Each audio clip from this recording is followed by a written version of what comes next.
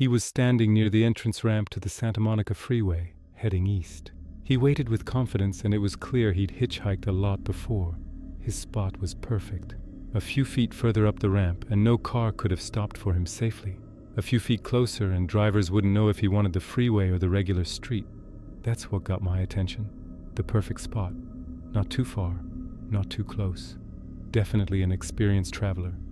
I stuck my arm out the window to signal, hit the brakes, and stopped about 1.5 feet past him. He started running before my car even stopped. I unlocked the door and he threw it open and jumped in, smiling, moving fast. Good. Nobody waits for a slow hitchhiker. You run or you don't get a ride. As soon as he got in, I pulled between 2 cars and drove up the ramp, speeding up. The traffic wasn't bad. It was 3 p.m. Still, when you're getting onto a freeway, you focus on the traffic. Everything else gets ignored. I barely noticed what my passenger looked like. I'd only seen a dark shape with his thumb up against the sky. But I gave him more points. He didn't talk until I was safely in the middle right lane and could relax a bit. I don't pick up hitchhikers often. When I do, I follow whatever I feel like at the moment. The ones who look chatty when I want quiet, and the ones who look sad or silent when I want conversation. I leave them standing there. I like unusual ones, the ones who seem interesting. 6 months ago, there was a college girl on Wilshire Boulevard, carrying a bright red Christmas package almost as big as she was. She was homesick for Kansas. She told me what freezing rain is like, when water falls from the sky at night and freezes where it lands, so that in the morning all the trees and bushes are covered in ice like crystal, making tinkling sounds in the wind. That would be amazing to see, but I probably never will. Once there was a black man on the freeway, carrying a gas can and smoking. As soon as he got in the car, he tipped the ash from his cigarette into the gas can. "Okay," I said to show I noticed. "So you didn't run out of gas. Where are you going?" "San Francisco," he told me. He'd started in Louisiana. There was the guy who actually did run out of gas, stuck on the left side of the freeway, with his wife and 4 kids. "Oh, the kids are no problem on a trip," he told me. "We know how to keep them busy. We play a game. The first kid to spot an Edsel gets a double ice cream cone right away. Must mean you stop a lot. When's the last time you saw an Edsel?" "Right. I'd never seen 2 in the same day." The hitchhiker said, "Thanks for the ride." Traffic was fast and easy, with cars nicely spaced out. I took a quick look to the side. He was young, maybe mid-20s. His nose was a little too big and a little too pointed, and his brown hair was a little too long. Gray plastic sunglasses, dark blue jacket over a white shirt, decent gray pants, shoes that looked tough but weren't hiking boots. He'd shaved recently. Despite the long hair, he looked too clean to have been on the road long. Maybe he was just starting a trip. "No problem," I said. "You've hitchhiked a lot, haven't you?" "That's true." I heard a click then, but I didn't realize what it was until later. His voice sounded educated, a bit high-pitched. "How far are you going this time?" "Just far enough." A strange answer. I looked over at him and found the point of a knife just touching my throat. "Watch the road," he said. I turned back. Now I remembered the click. The knife was a switchblade with a 6-inch blade. Not very clean, but sharp, with marks from being sharpened along the edge. I'd seen all of that in one quick look. "Neither of us is going to get hurt," the man with the knife said calmly. He held the point at the side of my neck, barely touching. "When you get the chance, you're going to pull over to the side, and I'm going to take your watch and the money in your wallet. Nothing else. I'll leave the wallet. I don't want your credit cards." The lane to my left was empty. "I'm sure I'm so relieved to hear that," I said sarcastically and moved over. My passenger pushed gently with the knife point. "Wrong way," he told me. "You need to go right." I moved into the far left lane, a little too fast. The knife point felt like an itch over my throat artery. My hands wanted to scratch it, and I had to force myself to keep them on the wheel. "You've done this before," I said, trying to keep my voice calm. "What makes you think so?" "Your words sound practiced. On one hand, you have the knife. On the other, you've told me exactly what you'll take, and you'll leave me the rest. The other cars will be going too fast to notice us, right?" "That's right." He'd kept his voice soft and slow while explaining his plan, but now it got sharper. This isn't rush hour. Even if someone notices something, he'll be a mile past us before he decides to stop and help. Now, he pushed a little harder, and the itch became a burning feeling. Move over. Don't do that, I said. When he increased the pressure, I turned to look him right in the face. He set his jaw and stared back, and the knife was still at my throat. Except for that, and one other thing, it would have been funny. 2 grown men trying to outstare each other. Watch the road, he said, not calmly anymore. And then I said, watch the road. Damn it, watch the damn road. Suddenly he turned and pressed himself against the padded dashboard with both hands. I looked forward, hit the brake and swerved. A dark blue Riviera missed us by a foot and fell behind. Weaving back and forth, the driver yelling silently and honking his horn. Keep that knife away from my neck, I said. Some of the itch remained and I reached up to scratch it. For trying, I got a sharp stab of pain and blood on my fingertips. And you can tell me something else. How do I know you won't kill me before you take my wallet? Cooperate and you won't get hurt. Why not? He lost patience. With a smooth, quick motion, too fast for me to grab his arm even if I wanted to, he had the knife tip at my neck again. Now pull over. He jerked back like he'd touched something red hot. Because I'd been slower, but I didn't have as far to move. When the knife touched me, I yanked the steering wheel 60 degrees left and immediately back again.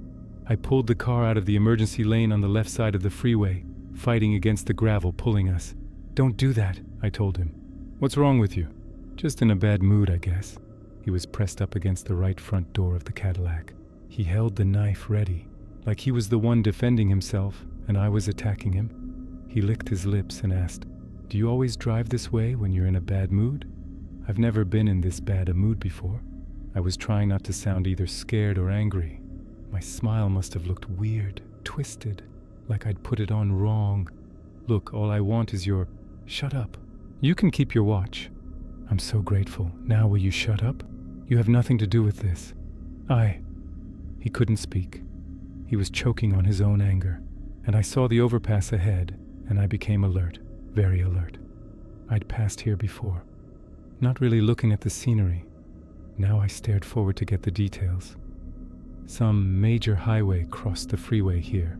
The overpass rose gently up a landscaped slope, jumped across 8 lanes of empty space, and dropped gently back down. Halfway across the gap, between the eastbound and westbound lanes were huge concrete pillars. Ramps curved out to connect freeway with highway, and there were green signs to show what exit this was if I'd cared. What's wrong? My passenger said nervously, and I realized how stiffly I was sitting and how hard I was gripping the wheel. I didn't relax. See that bridge? Sure. Okay. What about it? Nothing. I wasn't even trying to smile now. All I want is some cash, the hitchhiker explained patiently. You pull over to the side and stop and you cut my throat and take the car too. The cops get nothing but a missing person report. No. Honest, all I want... I don't care what you want. What do you want? Do you want to live? Amazing how his voice had lost those calm, soothing tones. I didn't answer. The overpass was closer.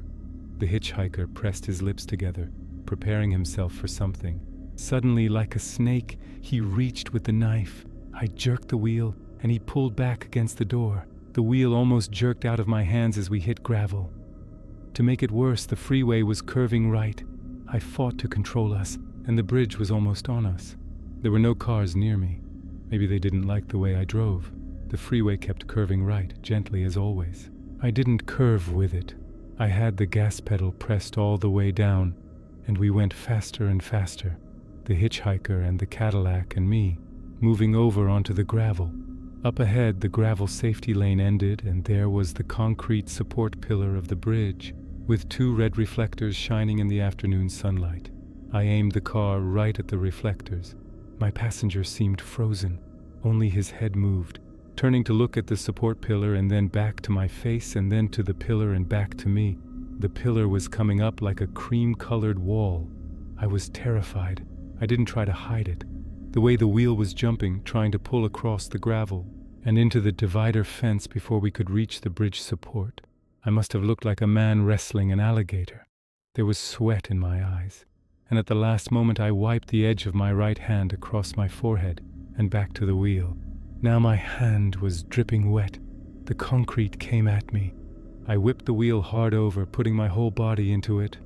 The car skidded sideways, tried to move sideways, tried to roll over. We were going to hit sideways, through the weak guardrail and into the support pillar. Then, very reluctantly, the car moved, skidding to the right. Suddenly, the concrete was behind us. My passenger made a high whimpering sound. "Hesitation marks," I gasped. I couldn't get enough air. Everything was blurry. Was I about to faint? I definitely didn't want to faint. "You're crazy. Crazy." I fumbled for a cigarette and managed to get it to my mouth. There's always hesitation marks. A man shoots himself in the head. You find holes in the wall where he pulled the gun away the first 4 times. If he cuts his throat, you find 3 or 4 cuts where he didn't cut deep enough. I was gasping out the words, fighting for air. I had to have air. "You're out of your mind. The thing is, if I have to die, I might as well pick the way I want to go, right? What are you talking about?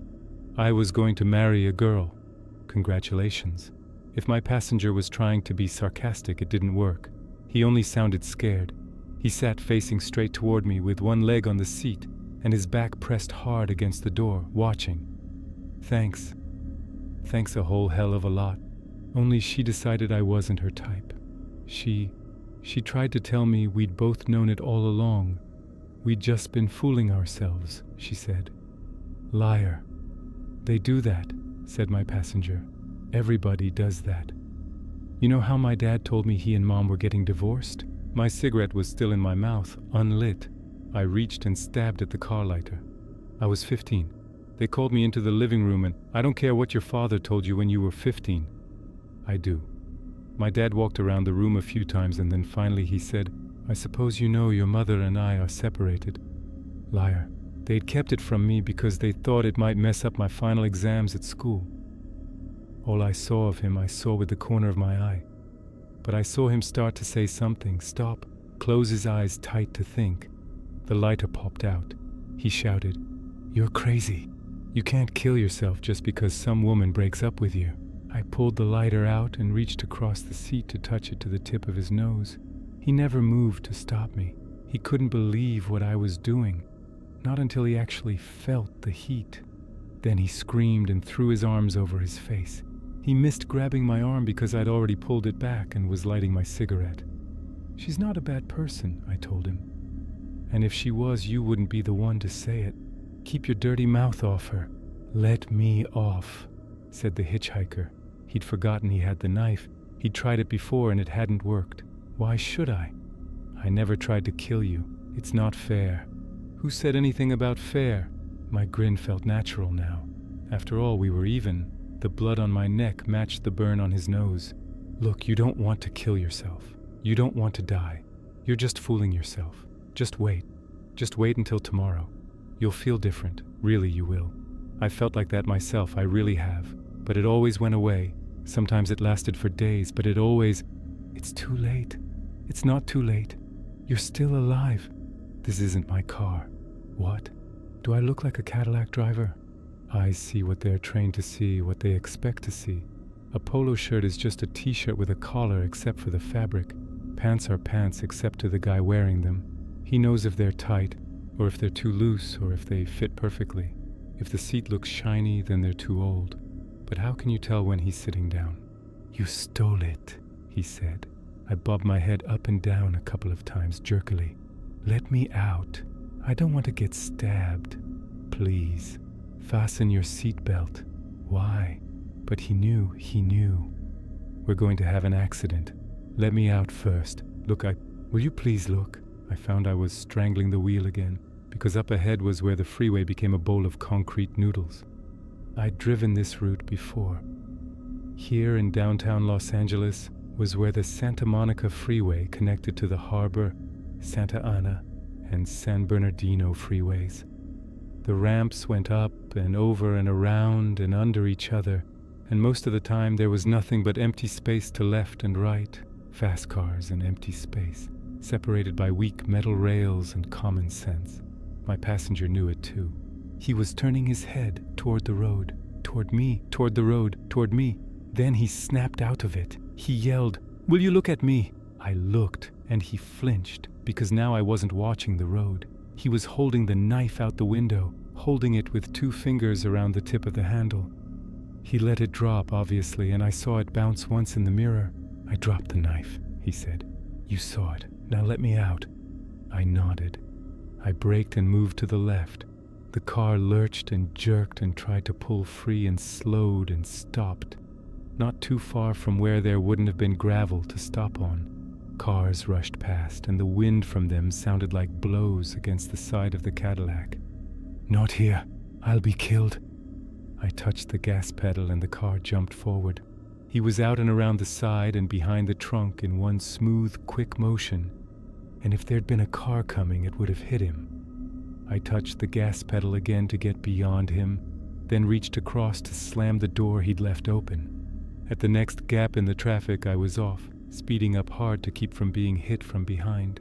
The last I saw of the hitchhiker, he was hunched over the guardrail, actually using it for support, not looking at the 4 lanes of traffic he'd have to cross alive. I moved to the right across 4 lanes of rushing cars, being careful. I saw no point in getting killed now. I took the next exit, slowing down, feeling my hands begin to shake.